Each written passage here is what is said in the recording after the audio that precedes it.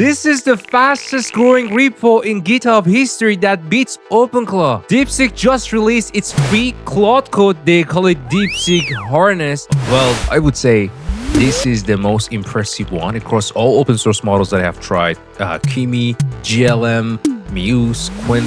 So I don't know why I should go to Claude Code and use Opus and 11. I have this completely flexible for me and MIT license and open source.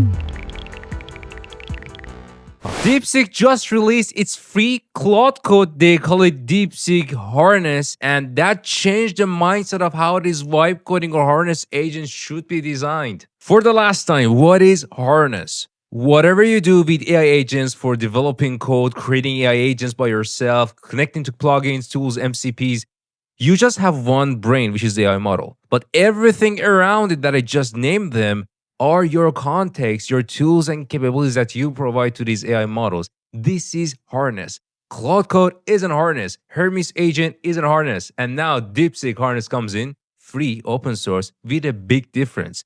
This is TLDR. Everything is a plugin in DeepSeek Harness. And it's a big deal. And I gotta tell you why and what does that mean everything is a plugin.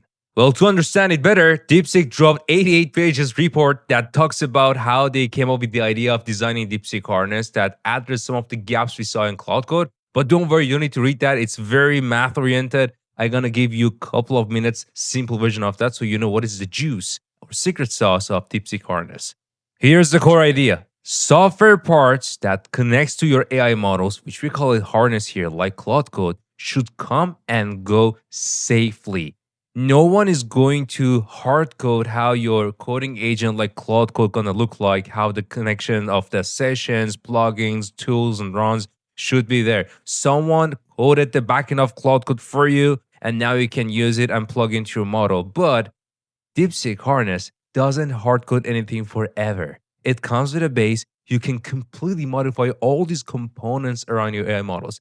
Plugging, tools, again, APIs, MCP, whatever that goes and comes to AI model should be safely changed throughout, replaced, and designed on the fly. Now, you might say, what's the problem if I don't have that DeepSeek Harness idea? Well, consider Claude Code. If you remove a component in Claude Code, I mean the backend component that Claude Code designers provided, let's say there's an event handler or state change, like how it handled by itself when something happens. If you remove that component from Claude Code backend source code, it's gonna drop, everything gonna fail.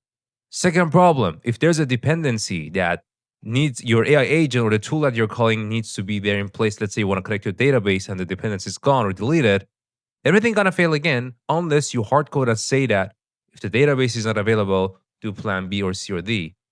But DeepSeek Harness managed that everything by itself. You don't need to hard code and specify or deterministically specify the rules by yourself as it evolves and configure.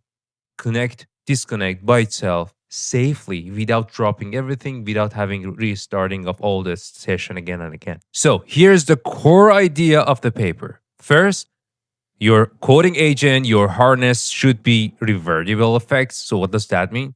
That means whenever a component changes the shared environment, the runtime also keeps the operation needed to undo that change. So whatever is going to change the sudden happen, not only can undo it, go back, if there's a connectivity issue with a plugin or tool. So, and also it won't replace or restart that session that you're running. So it's self-evolving, self-understanding, self-adapting itself to any sort of ad hoc things that happen because it traces everything and it can undo everything. Second, reactive co-effect. So what does that mean? Components, that means again, all those contexts that comes with harness should explicitly declare what they need. Let's say the AI agent says that I need to connect to a database.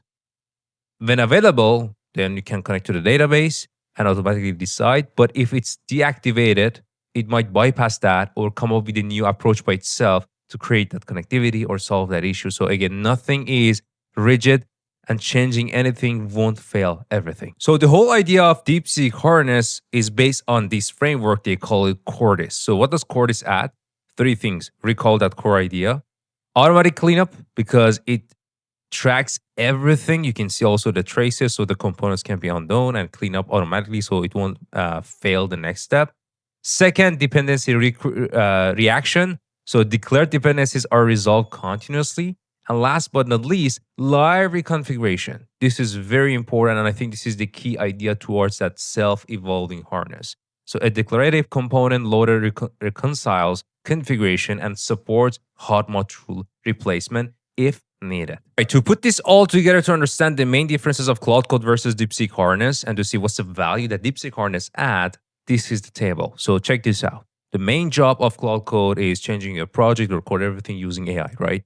DeepSeek not only does that, but also on the top, the runtime that DeepSeek Harness use, by itself, it changes its own component on the fly. And again, component could be anything that can be connected to AI model that we call it coding agent. Again, if a module disappears within your coding process or your project, developer or your AI agent or your Claude Code should handle what breaks with your own inputs.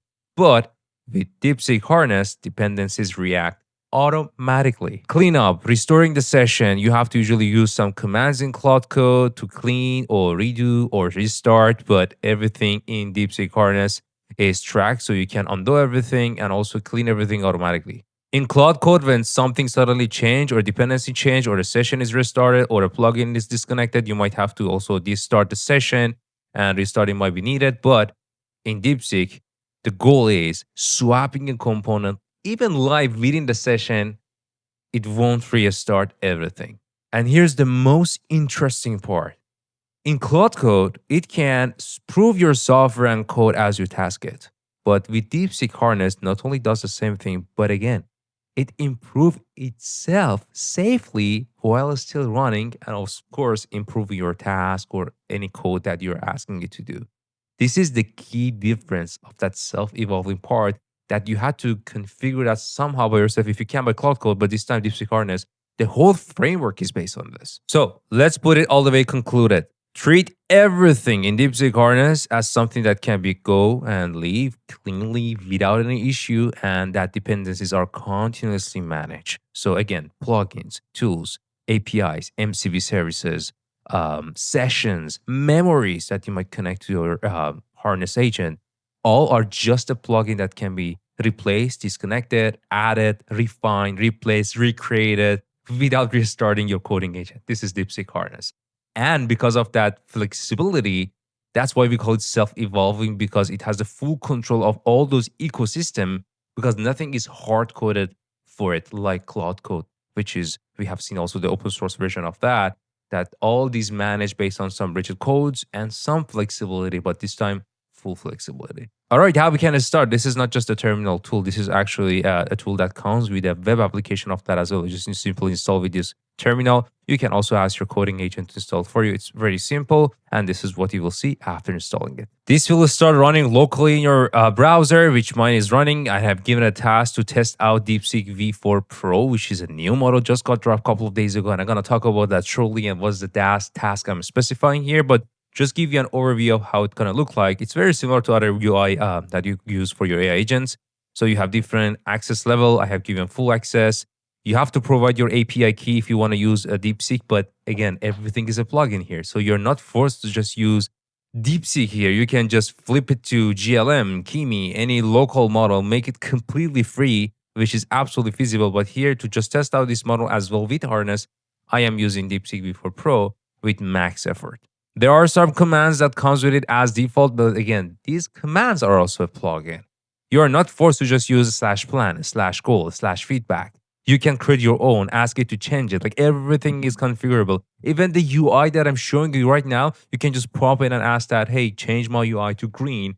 I don't know, add an animation that talks to me within this UI as I am just doing all this stuff. You cannot do that in Codex UI or Claude Code UI. Because even the UI that comes with this harness is a plugin. It should go and comes safely without making any restart needed within your session. Something else that I also noticed is that it perfectly gives you much more context about your AI agent that is running. For example, it tells you how much it took so far, the time to first token average. This is very important to know your inferencing performance if you're keen to know about it. This is not something you can easily get from other coding agents. The cache hit, the input output token, that all has been captured and is getting updated as it's working. Not only that, you can see also the progress that shows the context that got injected immediately from the system prompt. Then more information about the context, which are the skills that is needed for this task. You can scroll all the way down to see the thinking and some codes that's running on the fly. So that modularity is very helpful. Plus, it is tracking everything. All the interactions of the tools, context, services that your agent or the model calls has been traced here. So this is extremely helpful for debugging and undoing everything and for further analysis as it's needed. And I found it absolutely helpful and pretty handy to check that out, how long each step takes when you ask or task something to your AI agent here, which is DeepSeek Harness with DeepSeek Pro. The biggest part, if you go to the settings, which I just clicked actually here, let me show you again. You have different agent modes. Standard mode, the one that has full access to all these tools and plugins. It can literally call any tools if it's available. But there are more limited options as well. If you want to just only do code or minimal. Creator mode, that means you want to also do full flexibility of changing anything in your design, in your session. Check that out, the differences, which is also available when you actually code here. Because I just started already, that option is gone, but you can also add that mode when you chat for the first time something here in this session. Now, here's the biggest part. Everything is a plugin, even the model. I am using DeepSeek, but you can add your own provider. They have list of all different providers. Even if there's something local or custom, you can also click on a custom provider. You can also add yours as well if you want to. So there's no limit on what model you want to use here, which is a big advantage compared to Claude Code, because using non-anthropic models in Claude Code wasn't easy. We had to come with some hacky ways to do it, and it comes with some bugs too, but this one completely free and unlimited.